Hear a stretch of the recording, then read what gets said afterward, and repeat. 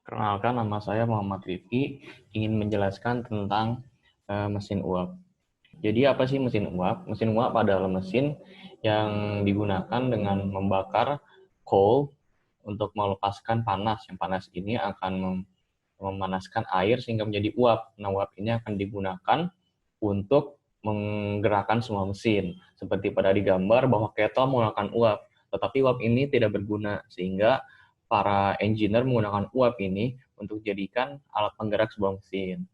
Nah, pertama-tama ini dibuat atau dicetuskan oleh Greek atau dari Greek, yaitu menama Hero of Alexandria.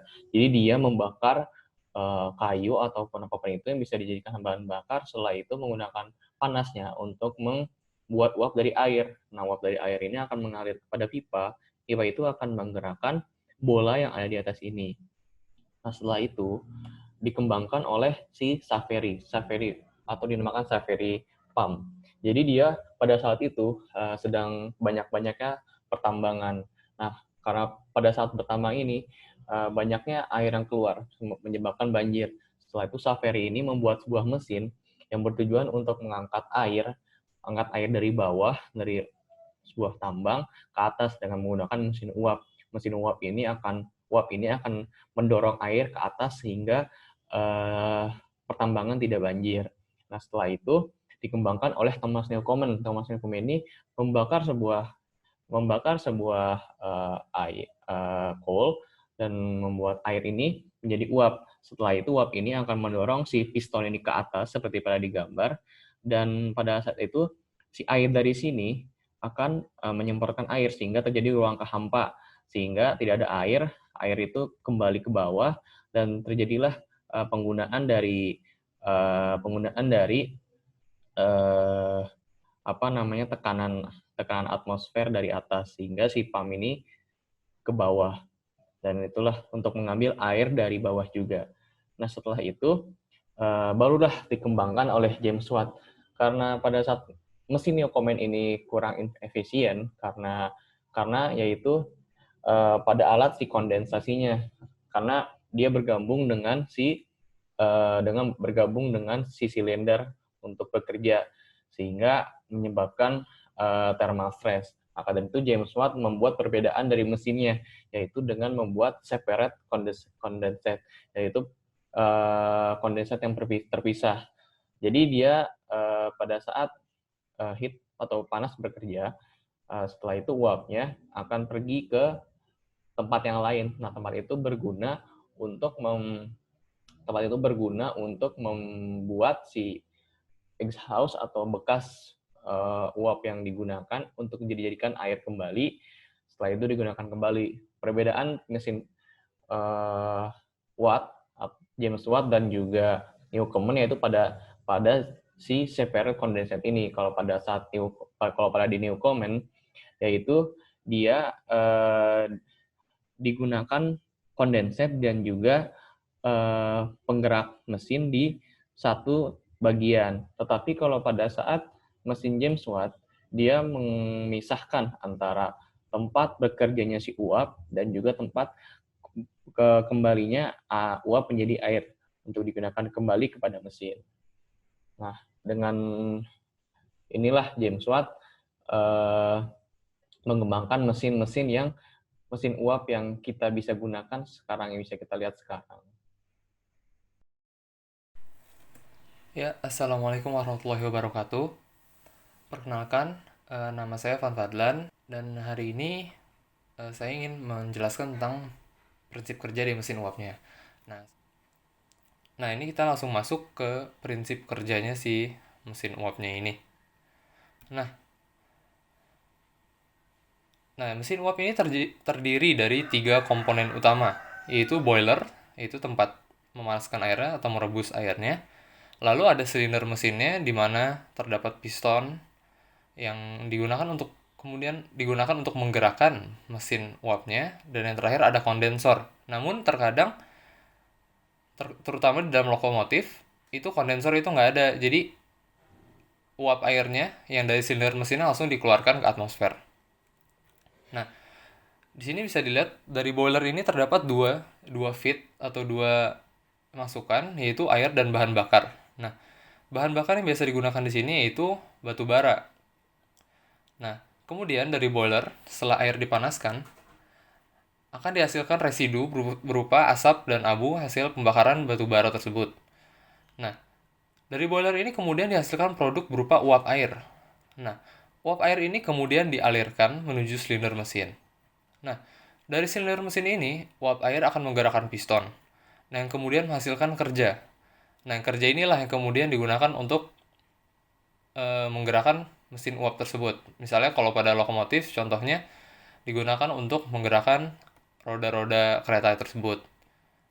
Nah, uap air yang telah masuk ke silinder mesin kemudian keluar dan menuju kondensor untuk kemudian didaur ulang lagi menjadi air dengan bentuk cair. Nah, setelah didaur ulang, proses siklus tersebut air yang udah dicairkan lagi kembali tersebut akan kembali ke boiler, dipanaskan kembali, lalu jadi uap air lagi, masuk silinder mesin lagi, dan seterusnya, sehingga terjadi suatu siklus.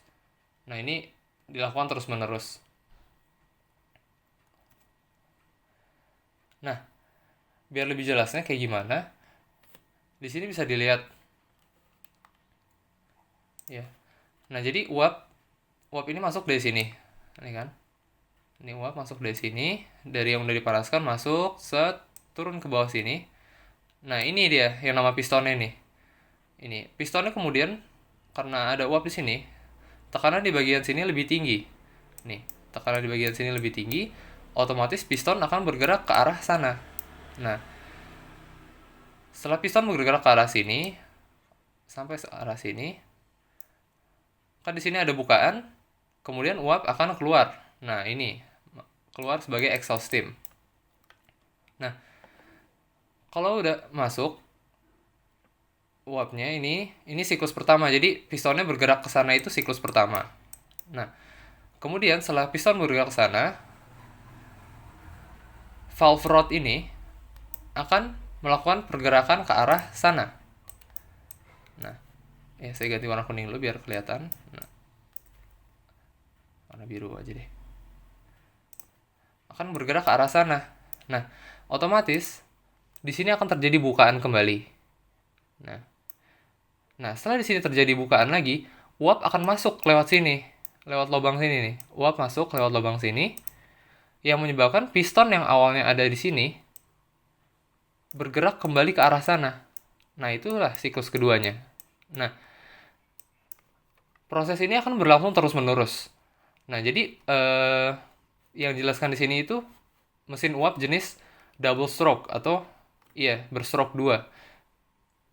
Jadi pistonnya itu bergerak ke sini dan ke sana selama satu siklus. Jadi pistonnya bergerak 2 kali selama satu siklusnya. Nah, itu yang jenis si double stroke-nya. Nah, kalau single stroke itu si piston hanya akan bergerak sekali ke sana, uapnya keluar, dan dikarenakan di sini terjadi kekosongan, maka piston akan bergerak sendiri tanpa bantuan uap apapun. Nama saya Denisa Restu Erminda. Selanjutnya adalah kelebihan dari mesin uap. Mesin uap adalah mesin yang menggunakan energi panas dalam uap air dan mengubahnya menjadi energi mekanis. Mesin uap itu merupakan mesin pembakaran eksternal. Nah, kelebihan dari mesin uap diantaranya pertama, ada pemakaian bahan bakar kecil dan bertenaga sangat besar. Sumber panas yang dapat digunakan oleh mesin uap yaitu bisa berasal dari tenaga surya, nuklir, panas bumi, batu bara, dan lain-lain. Hal ini yang menyebabkan penggunaan bahan bakarnya terbilang kecil karena sumber panas yang digunakan dapat berasal dari alam. Selanjutnya, energi yang dikeluarkan cukup besar. Energi dan tenaga yang dikeluarkan bisa sangat besar karena uap akan terus membuat piston bergerak terus-menerus karena suhu tinggi. Selanjutnya, mesin uap itu tidak banyak mengeluarkan emisi gas buang. Menggunakan uap air dapat juga mengurangi emisi gas buangnya karena hanya uap bekas atau sisanya yang akan dikeluarkan. Selanjutnya, mesin uap juga memiliki tenaga yang rata dan pemakaian uap sangat efisien baik pada saat tekanan rendah maupun tekanan tinggi. Terakhir, getaran yang dihasilkan kecil. Jadi, getaran yang dihasilkan akan sangat kecil karena mesin uap itu bergeraknya cukup konsisten sehingga tidak membuat banyak getaran. Assalamualaikum warahmatullahi wabarakatuh. Perkenalkan, nama saya Vita Ramadina dari Teknik Metalurgi dan Material. Hari ini saya akan mempresentasikan tentang kekurangan mesin uap.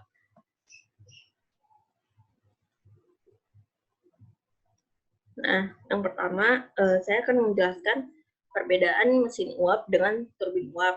Nah, turbin uap ini menekankan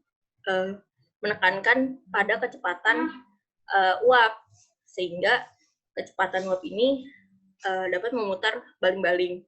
Nah, tenaga yang dihasilkan baling-baling ini diteruskan pada porosnya. Dan pada turbin uap lebih terjadi sedikit gerakan, maksudnya adalah tidak terlalu memerlukan banyak alat atau banyak komponen.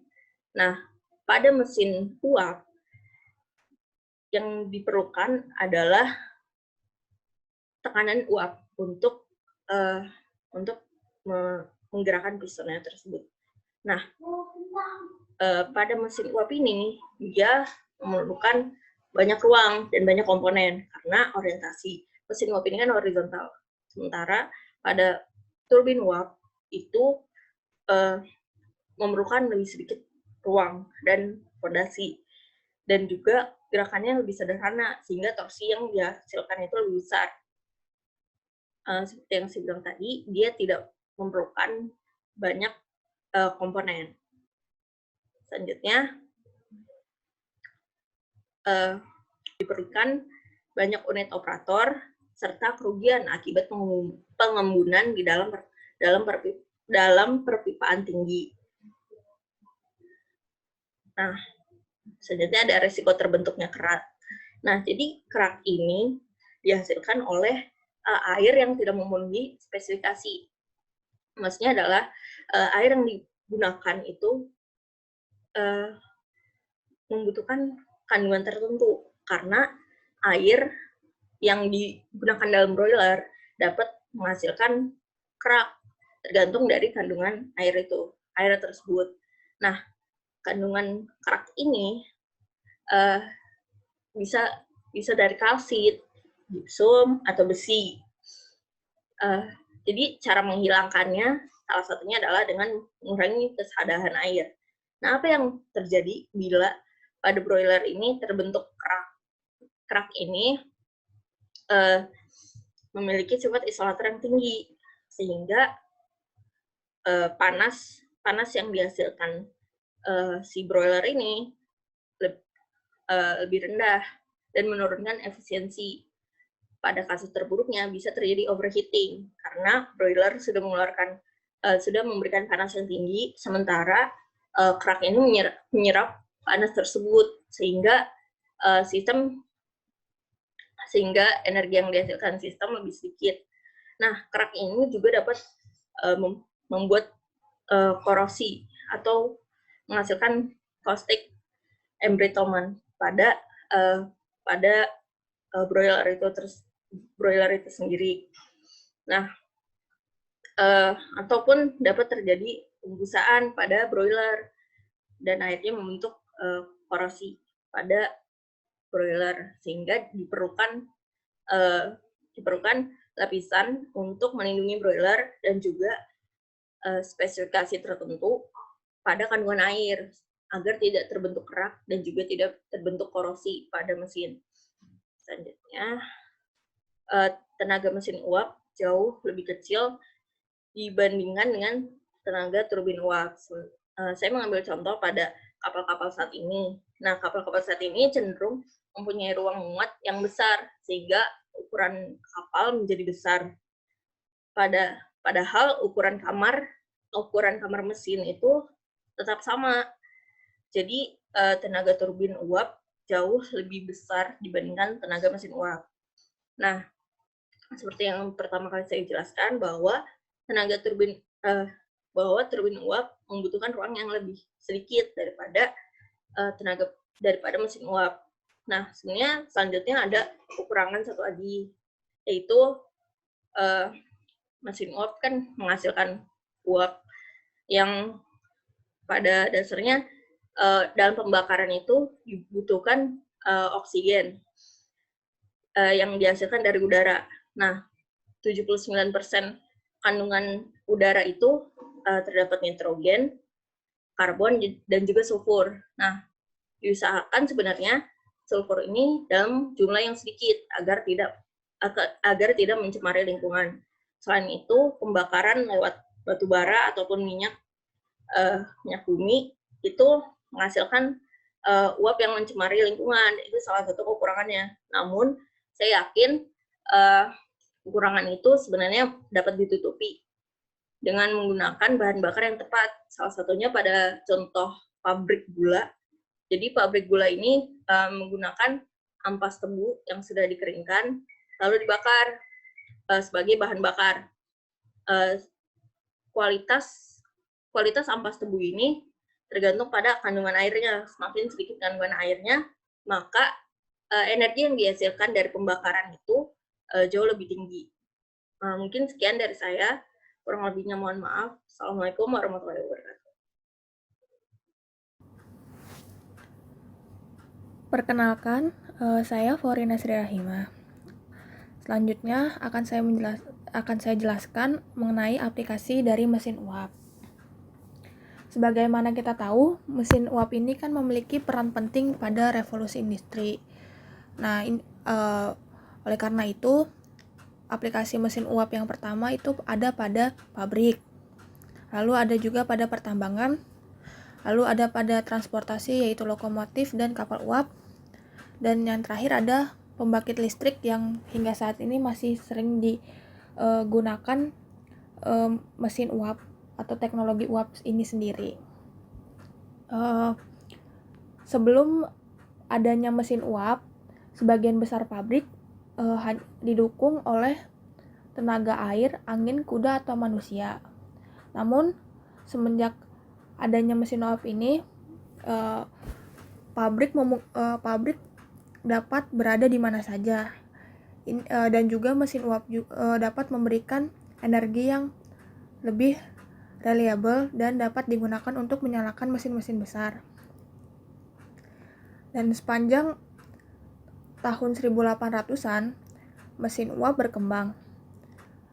Mesin uap yang kecil, mesin uap akan menjadi lebih kecil dan lebih efisien.